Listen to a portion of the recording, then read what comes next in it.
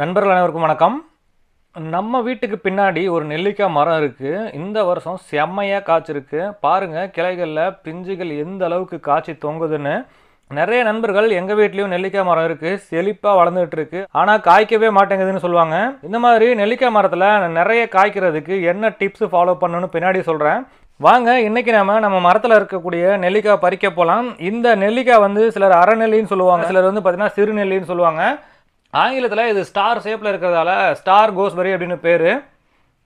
நாங்கள்லாம் படிக்கும்போது எங்களுக்கு பள்ளிக்கூடத்தில் இடைவேளை நேரத்தில் சிற்றுண்டியே இந்த மாதிரி நெல்லிக்காய், கொய்யாக்காய், நாவல் பழம், இலந்த பழம், கிழங்கு இந்த மாதிரி தான் வாங்கி சாப்பிட்டுட்ருப்போம். காலப்போக்கில் இதெல்லாம் ஹைஜீனிக் இல்லைன்னு சொல்லிட்டு பள்ளி குழந்தைகளுக்கு பேக்கடு ஃபுட்டு கொடுக்குற நிலைமை வந்துருச்சு.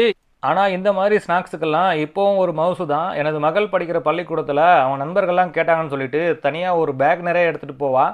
அதுவே அவங்க நண்பர்களுக்கு பத்தாது. எல்லாருமே வந்து பார்த்தீங்கன்னா எனக்கு உனக்குன்னு பிச்சுப்பாங்க அப்படின்னு சொல்லுவான். இந்த மரம் ஆரம்பத்தில் ரொம்ப குறைவாக தான் காய்ச்சுது. இப்போ வந்து பார்த்தீங்கன்னா நிறைய பேர் விரும்பி சாப்பிட்றதாலே என்னவோ நிறையவே காய்க்குது. ஆரம்பத்தில் வெயில் காலத்தில் மட்டும்தான் காய்ச்சிட்டு இருந்தது. இப்போ சீசனே இல்லாமல் எல்லா சீசன்லையுமே காய்ச்சிட்டு இருக்கு. இப்போ பார்த்தீங்கன்னா தெரியும், ஒரே இடத்துல பெரிய முதிர்ச்சி அடைந்த காய்களும் இருக்குது, பக்கத்துலேயே சின்ன பிஞ்சுகளும் இருக்குது, அதுக்கு பக்கத்துலேயே இப்போ தான் பூ பூத்து பிஞ்சு வைக்கிற நிலமையில பூக்களும் இருக்குது. இந்த மாதிரி நம்ம பறிக்க பறிக்க புதுசு புதுசாக பூக்களும் பிஞ்சுகளும் வந்துட்டே இருக்குது. இதை பறிக்கிறது கொஞ்சம் கஷ்டம்தான். நெல்லிக்காயில் கால்சியம் சத்து நிறையவே இருக்குது. சாப்பிட்டா எலும்புக்கு பல்லுக்கும் ரொம்ப நல்லதுன்னு சொல்லுவாங்க. ஆனால் இதை பறிக்கும்போது எலும்புக்கும் பல்லுக்கும் ரொம்பவே ஆபத்து. ஏன்னா நம்ம எலும்புக்கும் பல்லுக்கும் பலம் சேர்க்கிற காய்க்கிற இந்த மரத்துக்கு எலும்பு வந்து பலம் கிடையாது. சும்மா பிடிச்சி இழுத்தா போதும், கிளை கையோடு வந்துடும். சின்ன வயசில் இந்த மாதிரி நெல்லிக்காய் மரத்தில் ஏறி நெல்லிக்காய் பறித்து கிளையோடலாம் கீழே வந்து விழுந்திருக்கேன். சரி, இந்த மரம் ரொம்ப மெதுவானது, இதில் மரத்தில் ஏற வேண்டாம், சும்மா கிளையை பிடிச்சி உழுக்குனா போதும், ஈஸியாக காயெல்லாம் கீழே விழுந்துடும் அப்படின்னு பார்த்தீங்கன்னா, காய் கீழே விழும்போது நிறைய காய் அடிப்படும். எந்த காயும் முழுசாக நமக்கு கிடைக்காது. அது மட்டும் இல்லாமல் காயோடு சேர்த்து பிஞ்சுகள் பூக்களும் உதிர ஆரம்பிச்சிடும். சரி, இந்த மாதிரி மரத்துலேயும் ஏறாமல் மரத்தையும் பிடிச்சி உழுக்காமல் நம்ம நெல்லிக்காய் பறிக்க போகிறோம். நெல்லிக்காய் பறிக்கிறதுக்கு தான் ஒரு கருவி பயன்படுத்த போகிறோம். கொஞ்ச நாளைக்கு முன்னாடி இந்த எலுமிச்சம்பழம் பறிக்கிறதுக்காக ஒரு கருவி செஞ்சோம் இல்லைங்களா, அந்த கருவியை தான் இப்போது இந்த நெல்லிக்காய் பறிக்கிறதுக்கும் பயன்படுத்த போகிறேன். இந்த கருவியை வச்சு நம்ம முதிர்ச்சி அடைஞ்ச காய் மட்டும் பறிக்க போகிறோம். பக்கத்தில் இருக்கக்கூடிய பிஞ்சுகள் பூக்களுக்கு எந்த தொந்தரவும் பண்ணாமல் நம்ம முதிர்ச்சி அடைஞ்ச காய் மட்டும் பறித்து பயன்படுத்திட்டோம்னா அடுத்து வந்து பார்த்திங்கன்னா பிஞ்சுகள் கொஞ்சம் வளர ஆரம்பிக்கும், நமக்கு தொடர்ந்து நெல்லிக்காய் கிடைக்கும். இந்த கருவி எப்படி செஞ்சேன்றது ஏற்கனவே வீடியோ போட்டிருக்கேன். அந்த வீடியோட லிங்க் வேணால் கொடுக்குறேன், பாருங்கள். ஈஸியாக செஞ்சிடலாம். உங்களுக்கும் இந்த மாதிரி ஏதாச்சும் காய் பறிக்கிறதுக்கு பயன்படலாம். அந்த காய் பறிக்கிறேன் பாருங்கள். அது பறிக்கும்போது நம்ம எங்கே முதிர்ச்சி அடைஞ்ச காய் இருக்கோ அங்கே கரெக்டாக வச்சு நம்ம சும்மா பிடிச்சி இழுத்தா போதும். அந்த முதிர்ச்சி அடைஞ்ச காய் வந்து கரெக்டாக அந்த டப்பாலே விழுந்துருது. நம்ம வந்து மரத்தை உலுக்கியிருந்தோம்னா அந்த காய் கீழே விழும்போது கீழே அடிப்படும். ஆனால் இப்போ வந்து டப்பாக்குள்ளே இருக்கிறதால அது எந்த விதமான அடியும் படுறதில்ல. நமக்கு வந்து காய் முழுசாக கை கிடைக்குது. இந்த டப்பா நிரம்புற வரைக்கும் இதே மாதிரி பறிச்சுட்டே இருந்துட்டு பறித்து முடிச்சதுக்கப்புறம் இந்த டப்பா நிரம்பின உடனே இதை வந்து நம்ம தனியாக ஒரு டப்பாவில் கொட்டிக்கலாம். இந்த கருவி செய்கிறது ரொம்ப ரொம்ப சிம்பிள் தான். ஏற்கனவே இந்த கருவி செஞ்ச வீடியோ பதிவு பண்ணியிருக்கேன். தேவைப்பட்டால் அந்த வீடியோவோட லிங்க்கை டிஸ்கிரிப்ஷனில் கொடுக்குறேன். தேவைப்படுறவங்க செக் பண்ணி பாருங்கள். பார்த்துட்டு ஈஸியாக நீங்களே இந்த மாதிரி கருவி செய்யலாம். இது வந்து பார்த்திங்கன்னா நெல்லிக்காய் மட்டும் கிடையாது. இந்த மாதிரி நம்ம வீட்டு தோட்டத்தில் சில காய்கறி மரங்கள் இருந்ததுன்னா அந்த நெல்லிக்காய், கொய்யாக்காய், இந்த மாதிரி எலுமிச்சம்பழம், இது மாதிரி நம்ம எதை வேணாலும் பறிக்க பயன்படுத்திக்கலாம். சரி, நம்ம ஏற்கனவே நம்ம நண்பர்கள் கேட்ட கேள்விக்கு பதில் சொல்கிற நேரம் வந்தாச்சு. எங்கள் வீட்டில் மரம் மட்டும் வளருது, ஆனால் காய்க்கவே மாட்டேங்குது, ஏன் அப்படின்னு நிறைய பேர் கேட்குறீங்களா? இது செடி கிடையாது, மரம். வயதாக தான் நல்லா காய்க்க ஆரம்பிக்கும். ஏன் சொல்கிறேன்னா, ஆரம்பத்தில் எங்கள் வீட்லேயும் ரொம்ப குறைவாக தான் காய்ச்சுது. கொஞ்சம் கொஞ்சமாக காய்ச்சிட்டு இருந்தது. இப்போ வந்து பார்த்திங்கன்னா உங்களுக்கு மரம் ஃபுல்லாகவே காய்க்க ஆரம்பிச்சிருச்சு. அதுக்கு காரணம் வயசானது தான். வயசாக தான் உங்களுக்கு காய்க்க ஆரம்பிக்கும். ஆனால் நம்ம நர்சரியில் போய் பார்க்கும்போது சின்ன செடியிலேயே நிறைய காய் இருக்கிறத பார்க்க முடியும். அது எப்படி அப்படின்னு கேட்டிங்கன்னா, நர்சரியில் பதியம் போடுறவங்க இப்போ ஏர் லேயரிங் முறையில் கிளைகளில் தேங்காய் கழிவுகளை கட்டி அதில் வந்து பார்த்திங்கன்னா பதியம் போட்டு அதை கட் பண்ணி தொட்டியில் மாற்றி நடவு செஞ்சு நமக்கு சேல்ஸ் பண்ணுவாங்க. அது ஏற்கனவே மரத்தில் இருந்து கட் பண்ணி எடுத்த கிளைன்றதால அதில் பூக்கள் பிஞ்சுகள்லாம் வந்திருக்கும். அந்த பூக்கள் பிஞ்சுகள்லாம் அப்படியே காயாகிறோம்.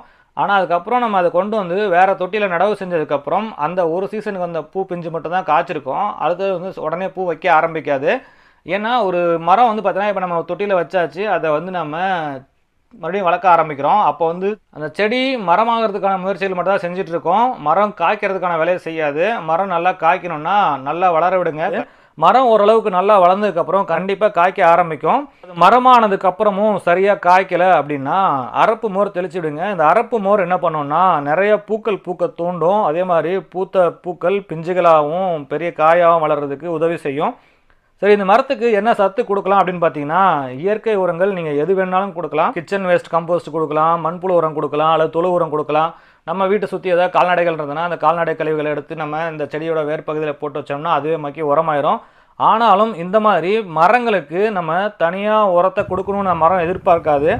ஒவ்வொரு சீசன் முடிஞ்சதுக்கப்புறமும் தானாகவே தன்னோட இலைகளை உதிர்த்து அந்த இலைகளை மக்க வச்சு தனக்குத்தானே அதை உரமாக்கிக்கும். ஆனால் நம்ம மரத்துக்கடையில் சுத்தம் பண்ணுறோன்னு சொல்லிட்டு உதிர்ந்த இலைகளை பூரா மொத்தமாக தள்ளி கூட்டி பெருக்கி கொண்டு போய் வெளியே கொட்டிட்டோம்னா அதுக்கு உரமே கிடைக்காது. அதனால் முடிஞ்ச வரைக்கும் இந்த மாதிரி மரத்துக்கு கீழே இலைகள் இருந்ததுன்னா அதை அப்படியே மக்க விடுங்க. அது வந்து பார்த்திங்கன்னா உங்களுக்கு ஒரு மூடாக்காவும் செயல்படும், நாளடைவில் மக்கி உரமாகவும் ஆயிரும். அடுத்தது பார்த்திங்கன்னா சிலர் வந்து நிழல் பாங்கான இடத்துல வச்சுருவாங்க. நிழல் பாங்கான இடத்துல இருந்ததுன்னா சரியாக காய்க்காது. இந்த மாதிரி மரங்களுக்கு நிறைய வெயிலும் தேவைப்படும். அதனால் ஓரளவுக்கு வெயில் படக்கூடிய இடங்களில் வைக்கிறதுக்கு முயற்சி பண்ணுங்கள். பொதுவாக அந்த மர வகைகளை தொட்டியில் வளர்க்குறத விட தரையில் வைக்கிறது தான் நல்லது. வேறு வழியே இல்லை, எங்களுக்கு வந்து தரையில் சுத்தமாக இடமே கிடையாது அப்படின்றவங்க மாடியில் வச்சு வளர்க்கணும் அப்படின்னு ஆசைப்பட்டிங்கன்னா ஒரு பெரிய பேரல் மாதிரி வச்சு அதில் நிறைய மண் போட்டு அதில் வந்து இந்த மாதிரி மரத்தை வளர்க்கலாம். இந்த மாதிரி மரங்களுக்கு தொடர்ந்து தண்ணி கொடுத்துட்டே இருக்க வேண்டாம். தொடர்ந்து தண்ணி கொடுத்துட்டே இருந்தோம்னா நிறைய துளிர்கள் மட்டும் வந்துகிட்டே இருக்கும், செடி வந்து காய்க்க ஆரம்பிக்காது. அதனால் மரத்துக்கு கொஞ்சம் காய போடுங்க. முடிஞ்ச வரைக்கும் வாரத்துக்கு ஒரு நாள் 2 நாள் தண்ணி கொடுத்தாலே போதுமானது. ஏன்னா இந்த மரம் வேர் வந்து பார்த்திங்கன்னா ஆழமாக போயிருக்கும். அதனால் நம்ம தண்ணி கொடுக்கலனாலும் மரம் அவ்வளோ சீக்கிரம் காஞ்சி போயிடாது. அதனால் நம்ம இந்த மாதிரி மரங்களுக்கு செடிகளுக்கு கொடுக்குற மாதிரி தினமும் தண்ணி கொடுக்குற வேலையை நிறுத்திட்டு வாரத்துக்கு ஒரு நாளோ அல்லது 2 நாளோ தண்ணி கொடுத்தா போதுமானது. ஸோ இந்த மாதிரி ஒரு சில டிப்ஸ் எல்லாம் நீங்கள் ஃபாலோ பண்ணி பாருங்கள். கண்டிப்பாக உங்கள் வீட்டில் இருக்கக்கூடிய நெல்லிக்காய் மரத்துலையும் கூடிய சீக்கிரமாகவே நெல்லிக்காய் காய்க்க ஆரம்பிச்சிடும். அப்படி காய்க்க ஆரம்பித்ததுக்கப்புறம் பார்த்தீங்கன்னா நீங்கள் வேணான்னு சொன்னாலும் அது கொத்து கொத்தாக காய்ச்சிட்டே இருக்கும். நமக்கு தேவையான நெல்லிக்காய் பறிச்சாச்சு. கிட்டத்தட்ட பார்த்தீங்கன்னா இந்த ஒரு பெரிய டப்பாவில் ஃபுல்லாக பறிச்சிருக்கோம். ஸோ இதை தான் வந்து பார்த்தீங்கன்னா இன்றைக்கி எனது மகள் வந்து பள்ளிக்கூடத்துக்கு கொண்டு போகிறாங்க. அவங்க நண்பர்கள்லாம் நிறைய பேர் கேட்டிருக்காங்கன்னு சொல்லிட்டு.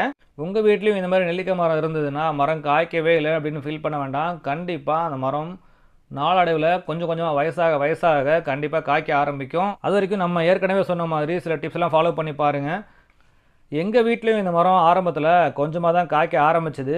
இப்போ வந்து வேண்டாங்கிற அளவுக்கு நிறையவே காய்ச்சி தொங்கிட்டு இருக்கு. உங்கள் வீட்லேயும் நெல்லிக்காய் மரம் இருந்ததுன்னா இந்த வீடியோவில் சொன்ன சில டிப்ஸை மட்டும் நீங்கள் ஃபாலோ பண்ணி பாருங்கள். உங்கள் வீட்லேயும் வேண்டாங்கிற அளவுக்கு நெல்லிக்காய் வந்து காய்ச்சி தொங்கும்.